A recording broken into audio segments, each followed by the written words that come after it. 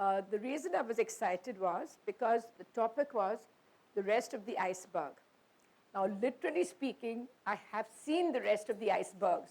Because when I went to Antarctica, most of them had toppled down. So you could see what was behind them. And you realize the various forms that they made. The tabular forms, the conical forms, the forms with a little getaway. So I knew what the rest of the iceberg had. Various sorts of plannings and various sorts of shapes. Today I will talk to you about what it means to be the rest of the iceberg. As you have already noted, I am an established traveler, but I don't travel to the normal places that everybody does. The Europe, with its key spots of Berlin or London or Paris, I travel to the most inaccessible places of the world, because that's where the rest of the iceberg is, where you do not know how the other half lives, where you do not know what people do when you don't have a language to communicate with. And that is what I wanted to force myself into doing, learning about the other half of the world. And by that, I mean the world of Aborigines, of tribals, the place where nobody wants to go. It's not on their bucket list, and it was top of my bucket list. I'll tell you some things that I wanted to do. Now, for example, Africa. 90% of the world shuns Africa. It's called the dark continent. But it is the most beautiful, colorful continent I've ever been to. The people wear the brightest colors. They have the nicest songs. They have the nicest zest for life. Whereas we, in cities, are more or less depressed people. I started by going to Africa simply to prove to the world that Africa is not the stupid Africa that you think it is, that it is dark and ugly and uneducated.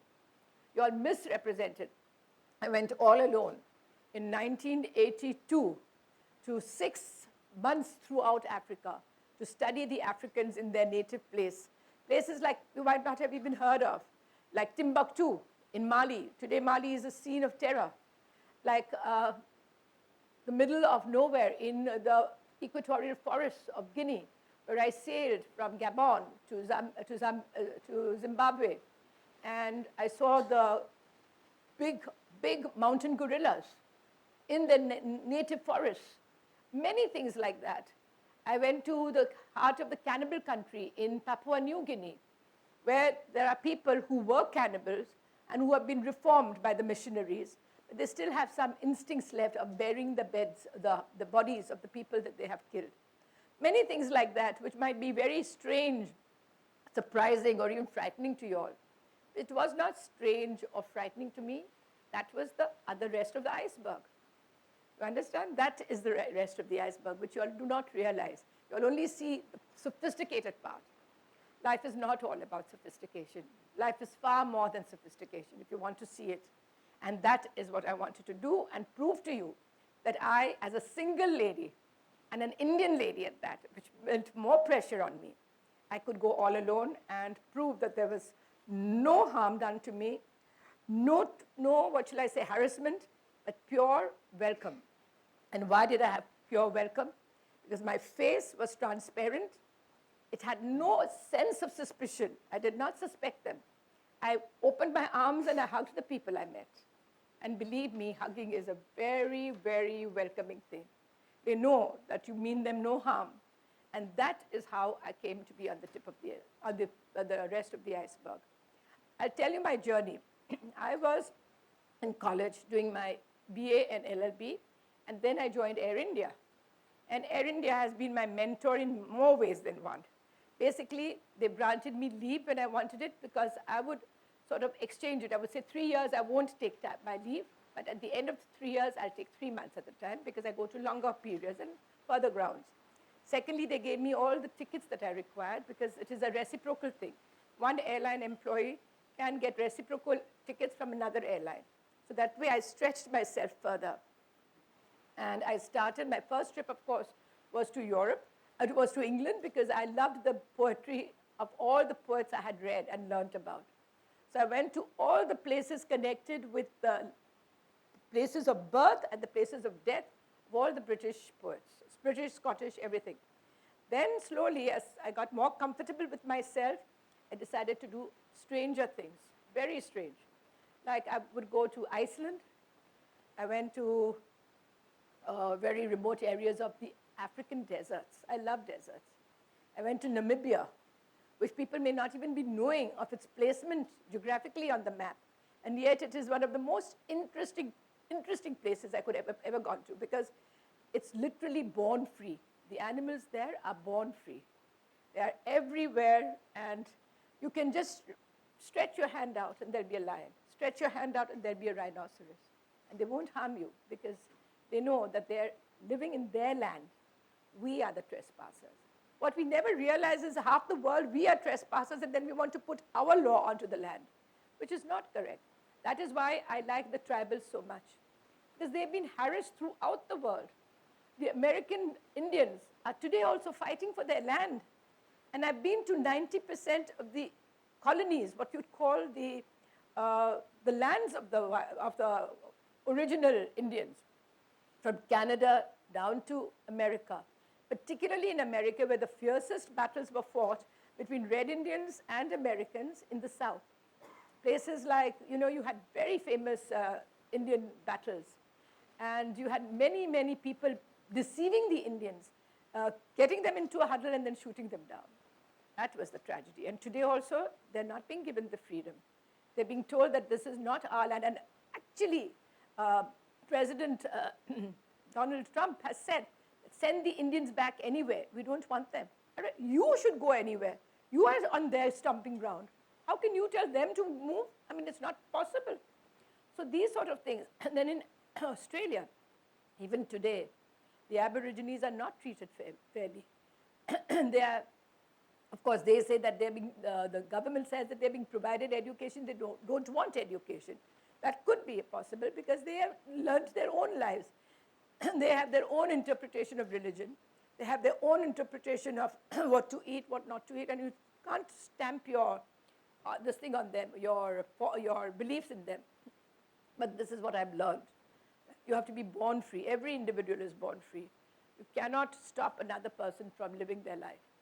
Now, I'll tell you about the interesting experiences I've had. And you'll realize how good they are.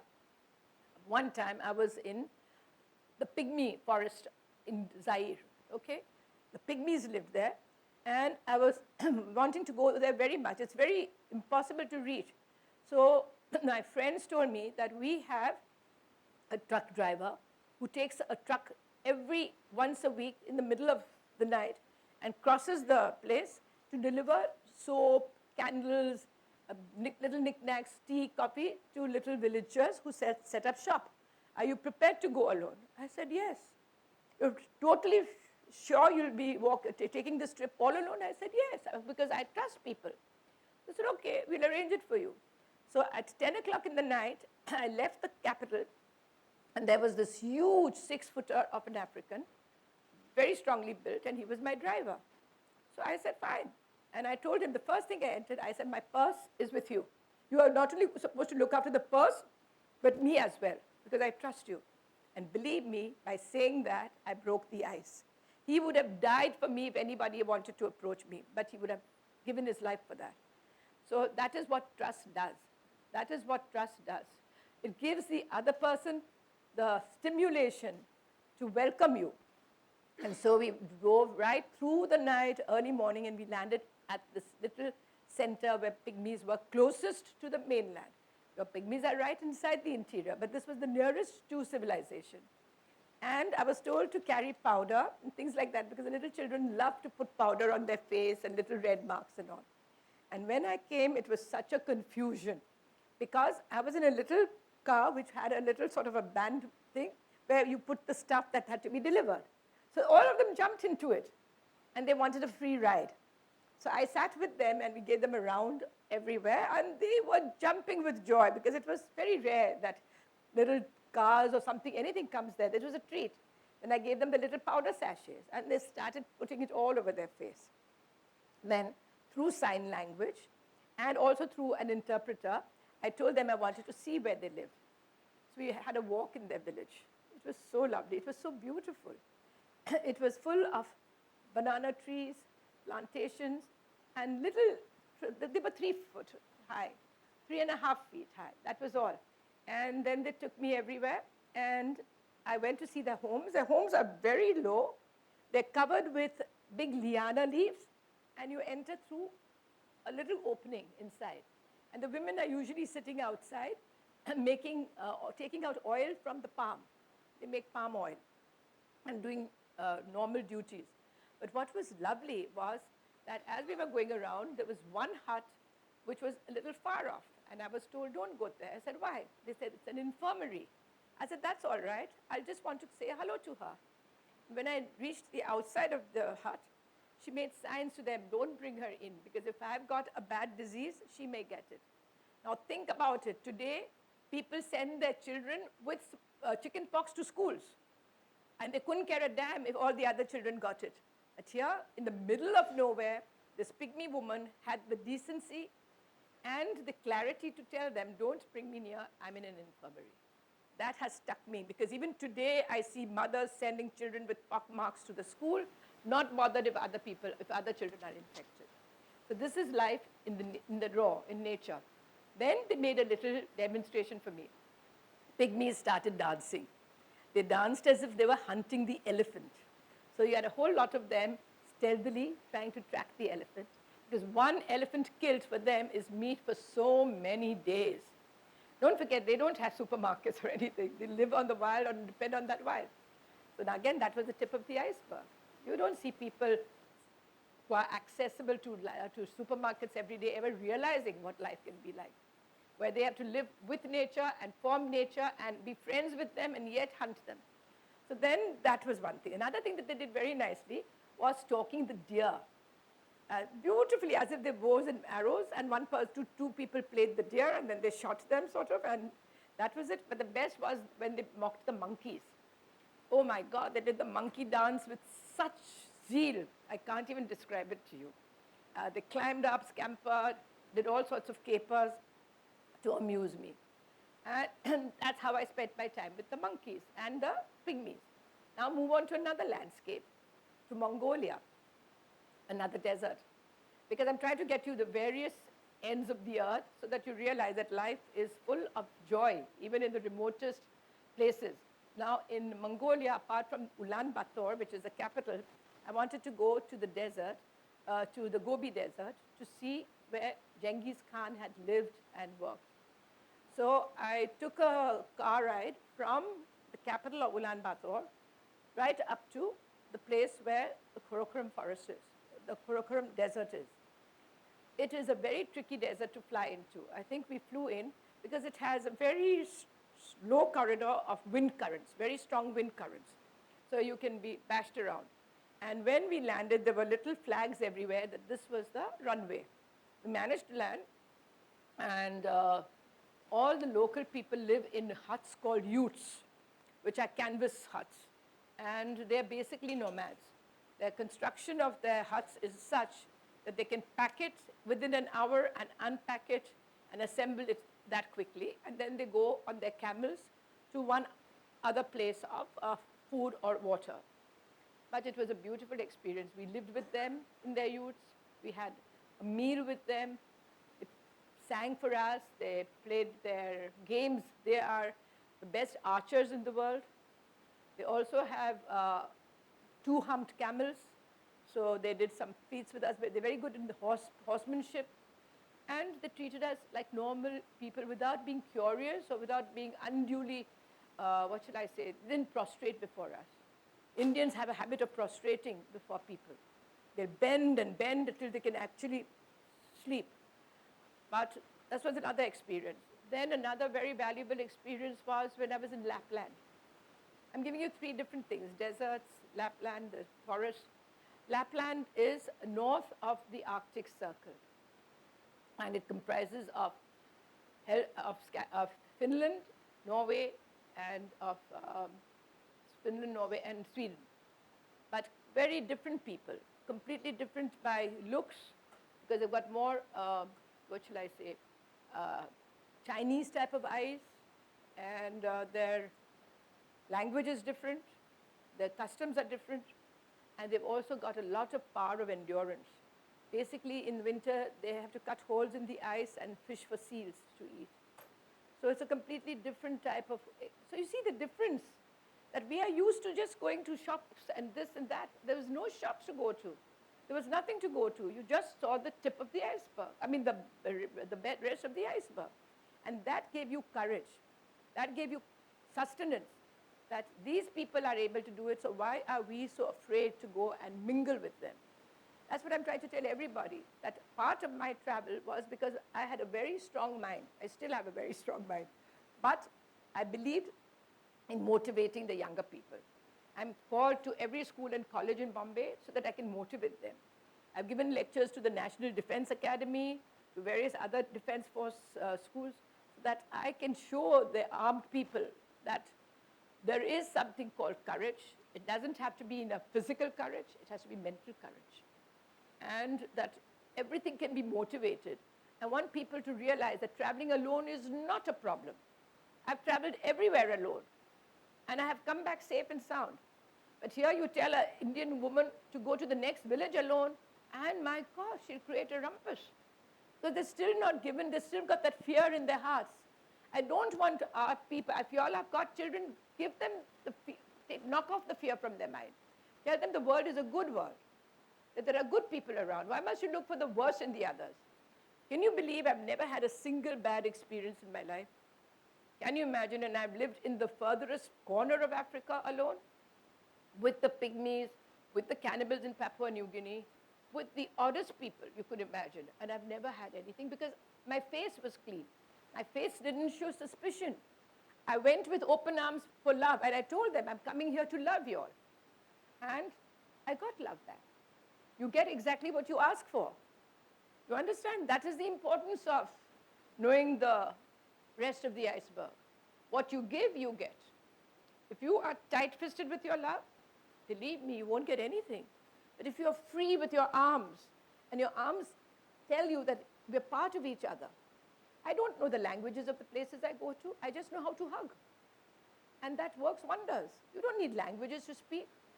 Eyes and hands, smiles, all this is enough. This is your rest of the iceberg. Human kindness, which is not on the surface, and you dig it out. Lots of things like that.